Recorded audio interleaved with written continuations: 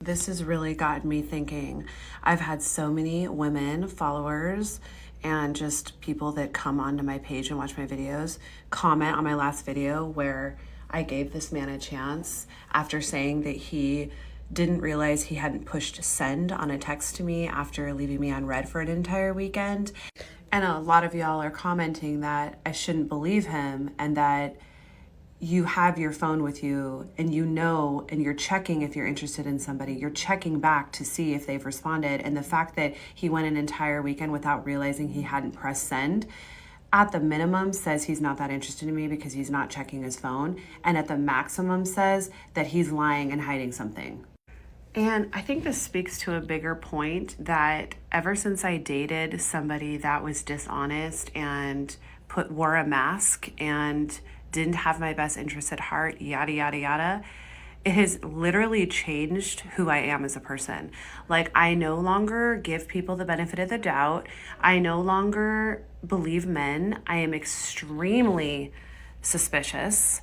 And I just point blank start with the idea that they're lying. I start with the idea that they're keeping things from me and that they're being fake and that they're wearing a mask.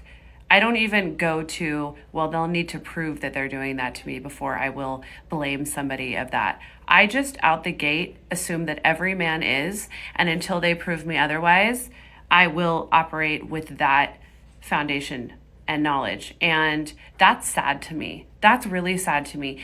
I feel like a myriad of emotions about it. I feel like good that I finally realized it and what a price I had to pay to get that understanding. Like, I literally had to go through a year of hell that fucked with my brain and changed who I inherently am as a person. It took away a lot of my naivete. It took away a lot of my projection of my good qualities of honesty and vulnerability that I would put on men and women too, and think oh, everyone's good at their core, and if they're acting out of pocket, it's from trauma. If they're acting out of pocket, it's from a place of pain, and I should give them empathy and love. No, that relationship completely reversed the way that I see the world now.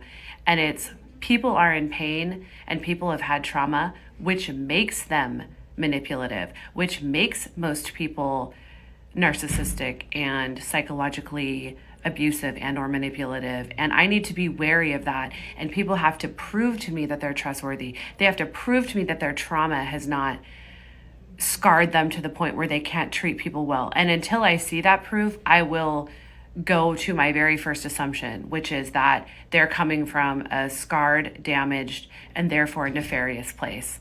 And that is so sad to me. That is so sad to me. And dating a narcissist will change you in that way. It changed me. So I understand what everyone is saying, and I so appreciate the women that comment on my videos, because y'all are helping me navigate the dating world, because I forget. Because I want to live in a world where I can imagine that people are good and that people have the best intentions for me, and that, most people just need love. They just need love to treat me well and to navigate through their own lives and their own problems. We just all need more love. That is true. However, trauma will change people. It puts them in survival mode. It makes them do terrible things. And that's a reality of life. And I learned that way too late in life. And I totally get what everyone's saying. So I almost feel like I haven't actually spoken with this guy at all today. He texted me this morning. I've completely ignored his text because some things aren't adding up.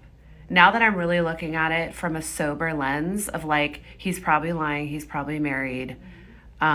He probably did mean to ghost me the entire weekend because he has a wife at home that he's trying to pay attention to and can't be on his phone 24/7. If you're single, you have all the time in the world to text people back. When people text you, you are very apparent, it's apparent and you're aware. If you're married and you're living a double life, it's harder for you to get back to people because you're trying to juggle this illusion to your main person.